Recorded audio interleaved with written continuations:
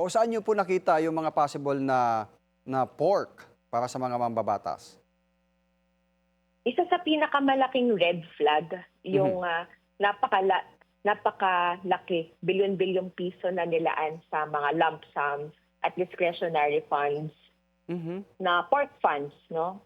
Tulad ng MAIFIP, yung medical assistance for indigent and financially incapacitated patients na 51.65 billion. Mhm. Andyan din ang tupad na nasa 22.4 billion. Nandyan din yung unprogrammed appropriations, nandiyan pa na 243 billion Mhm. pesos. At kahit pa kasi Dexter, may bagong section ngayon sa Oo. general Section provisions, 78 yung po yata yun, yung section anti-EPAL. oo, 19, Ah, section 19, 9, yes. 19 na general provisions tungkol dun sa Mhm. pagbabawal ng political involvement sa distribution ng mga cash at iba pang financial assistance. Hindi pa rin ito binabago yung sistema na hindi talaga tumutugon yung national budget sa tunay na mga pangangailangan ng taong bayan.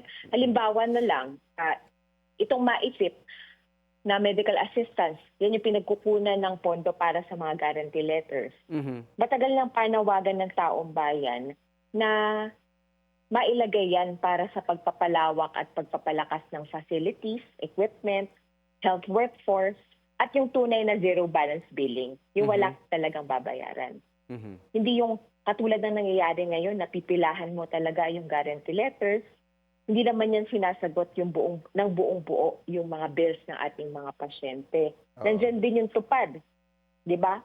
Kung bigyan naman ng pagkakataon ng ating mga kababayan na magkaroon ng regular na trabaho, syempre ang mas pipiliin nila yung regular na trabaho. Mhm. Imbes na yung ayuda na hindi naman talaga kakasya para sa mga pangangailangan ng pamilya. Okay. Ang ibig sabihin lang natin dito, talagang, kumbaga hindi ito tungkol sa kung sino lang yung nagdi-distribute ng, Mhm. ng cash or ng ibang mga financial assistance. Tungkol ito dun sa mismong sistema na bakit yan yung ating nilalagyan ng pondo, Mm. no? Imbis na lagyan natin ng pondo yung aktual na maglilikha ng trabaho para sa hindi lang sa job security, no, pero sa food security, o para sa ah, mapagtibay talaga natin yung economic power ng Mm. bawat pamilyang Pilipino.